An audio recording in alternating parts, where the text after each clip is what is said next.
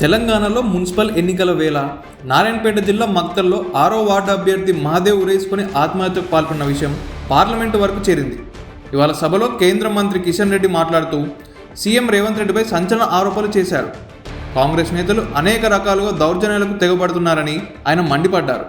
ప్రత్యర్థి పార్టీల అభ్యర్థులను సైతం కిడ్నాప్ చేస్తున్నారని ఆరోపించారు. ఆ వేధింపులను తట్టుకోలేకనే బీజేపీ అభ్యర్థి మహాదేవ్ తీవ్ర ఒత్తిడితో ఆత్మహత్యకు పాల్పడ్డారని సభ దృష్టికి తీసుకొచ్చారు.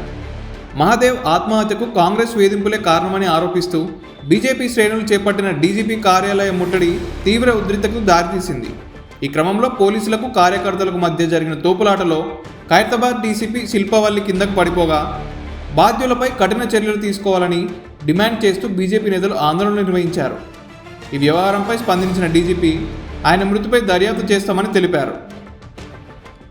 ఏపీ సీఎం చంద్రబాబు కేంద్ర హోంమంత్రి అమిత్ షాతో భేటీ అయి రాజధాని అమరావతికి చట్టబద్ధత కల్పించే కీలక బిల్లుపై సుదీర్ఘంగా చర్చించారు.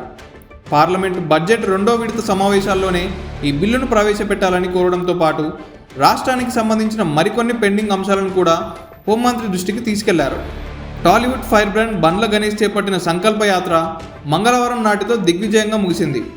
23 రోజుల సంకల్పయాత్ర 537 కిలోమీటర్లు సాగి మంగళవారం తిరుమల చేరుకోవడంతో విజయవంతంగా ముగిసింది. ఏపీ సీఎం చంద్రబాబు నాయుడు అక్రమ కేసుల నుండి విముక్తి పొంది తిరిగి పూర్వ వైభవాన్ని సంతరించుకోవాలని శ్రీవారికి మొక్కుకున్న మొక్కును ఆయన ఈ సందర్భంగా చెల్లించుకున్నారు. అలిపిరి మెట్ల మార్గం ద్వారా కొండపైకి చేరుకుని శ్రీవారికి తన మొక్కును చెల్లించుకున్నారు. విశాఖపట్నం మెట్రో రైల్ ప్రాజెక్టుకు కేంద్ర ప్రభుత్వం గ్రీన్ సిగ్నల్ ఇవ్వడంతో ఉత్తరాంధ్ర ప్రజల దశాబ్దాల కల సాకారం కానుంది. ఢిల్లీ పర్యటనలో ఉన్న సీఎం చంద్రబాబుకు కేంద్ర మంత్రి మనోహర్ లాల్ ఖట్టర్ ఈ విషయాన్ని స్వయంగా వెల్లడించగా విశాఖతో పాటు విజయవాడ మెట్రో ప్రతిపాదనలు కూడా వేగంగా పట్టాలెక్కనున్నాయి. కాంగ్రెస్ ప్రభుత్వంపై తెలంగాణ జాగృతి అధ్యక్షురాలు కల్వకుంట్ల కవిత తీవ్ర విమర్శలు చేశారు.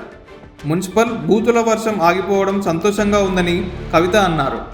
మున్సిపల్ ఎన్నికల ప్రచారం చూశాక పార్టీ గుర్తులు లేకుండా ఎన్నికలు జరిగితే బాగుండేదని కవిత అభిప్రాయపడ్డారు. రాష్ట్రంలో రైతులందరికీ రుణమాఫీ అయ్యిందని సీఎం రేవంత్ రెడ్డి పచ్చి అబద్ధాలు చెబుతున్నారని కవిత మండిపడ్డారు. సీఎం సొంత జిల్లా మహబూబ్నగర్కు రమ్మన్నా తాము వస్తామని, లేకపోతే నిజామాబాద్కు రమ్మన్నా ఓకే అని ఛాలెంజ్ విసిరారు.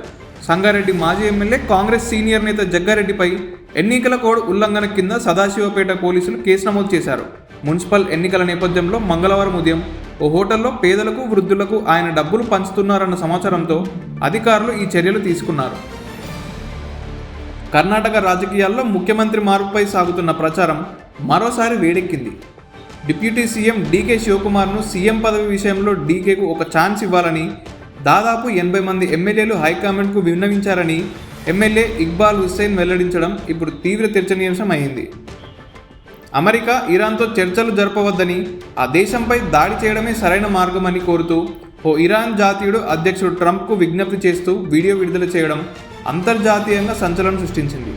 ఈ వీడియోను సోషల్ మీడియా పోస్ట్లో చేసిన కొద్దిసేపటికే ఆ వ్యక్తి ఆత్మహత్యకు పాల్పడడం తీవ్ర విషాదాన్ని నింపింది. తన విడాకులపై ఎదురైన విమర్శల గురించి నిహారిక కొనిదెల స్పందిస్తూ తమది పెద్దలు కుదిర్చిన పెళ్ళని, కొన్ని కారణాలతో మ్యారేజ్ తర్వాత విడాకులు తీసుకున్నామని అన్నారు. బయట వాళ్ళు దీనిపై ఎన్నో రకాలుగా మాట్లాడుకుంటున్నారని, ఎంతో బ్రాండ్గా పెళ్లి చేసుకుని డివోర్స్ తీసుకున్నారంటూ తమని కించపరిచారని తెలిపారు. కానీ నిజంగా ఆ నొప్పి ఎలాంటిదనేది అనుభవించిన వాళ్ళకు మాత్రమే తెలుస్తుందని నిహారిక పేర్కొన్నారు.